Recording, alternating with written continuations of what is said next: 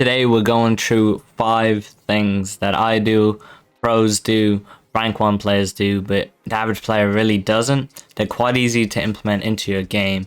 If you add them all, you should be finishing rank 3 or higher pretty much every single week. Can we go for 80 likes on this tips and tricks video? I haven't really done any of these this year, so if you enjoy these, leave a like, let me know that you guys like them, and let's get straight into the video.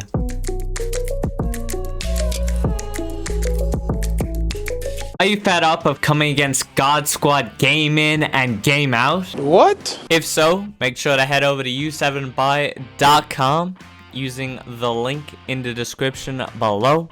And don't forget to use code RAN at checkout for an extra little discount.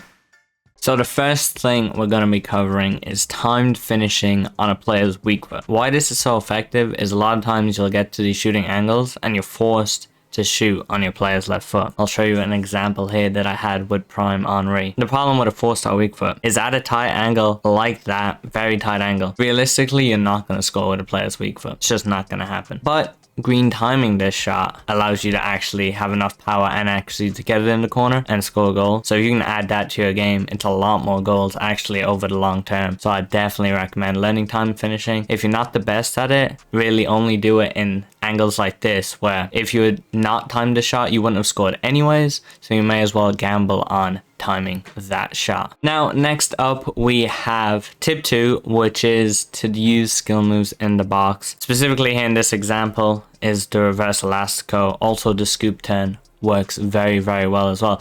But I see a lot of players, they get to the box and then they struggle because they try like left stick dribble side to side, and really you can't really get past a defender using contain or second man press in this scenario. If you even get a shot off, it'll just be easily blocked. Spending time just to learn one simple skill move like so will add so many goals to your games, so it's definitely worth investing in. Now, before we get into tip 3, which is the LB or L1 sprint boost, which is a crazy speed boost that you pretty much need to know for wing play, we gotta go into settings. And there's one really important setting that it actually doesn't work without. You go down to analog sprint.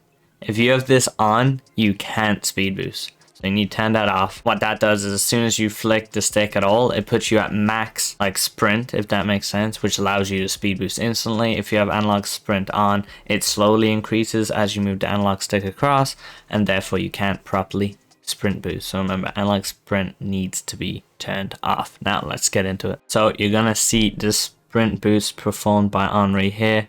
I'll show the clip first and then we'll get to explaining it after. So as you can see, I picked the ball up and boom, instantly at full sprint speed and run through.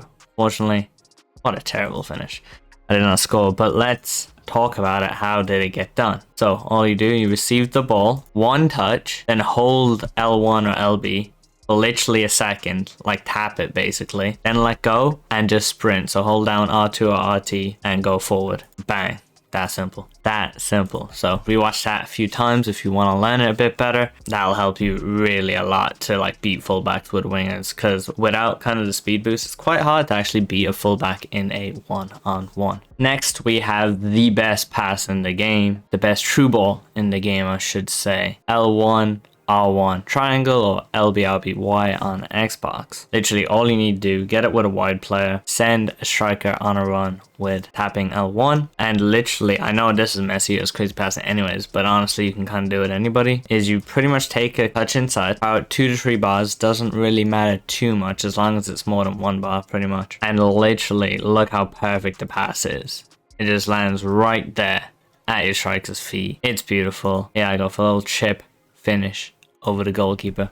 You can do what you want. That pass is just so assisted and so precise, kind of regardless of your player's passing. Obviously, if you want to do a ridiculous long true ball, you are going to want somebody with higher passing. But ultimately, like I've scored these with like Vinicius playing the pass, who has quite low passing. So it is kind of doable with anybody. Definitely the best true ball in the game, and definitely worth taking the time to learn and add it to your game. And then the last tip, I don't even have gameplay because it's pretty pointless showing gameplay for it, but it is driven passing, and you should be looking to driven pass pretty much everything this year. It's just so much better than a regular pass, unless you're very close to the person you're passing to.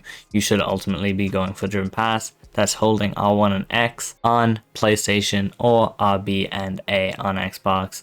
Just so accurate, so powerful, so precise. You get so many bounce backs. Now, with the new patch, you're not going to get as many pass backs, but the accuracy and power is still there, and is why you should still be utilizing it as often as you can. If you guys did enjoy this little tips and tricks video, a like would be much appreciated. Going for 80 likes. If you guys are new around here, feel free to subscribe. I'll see you guys next video.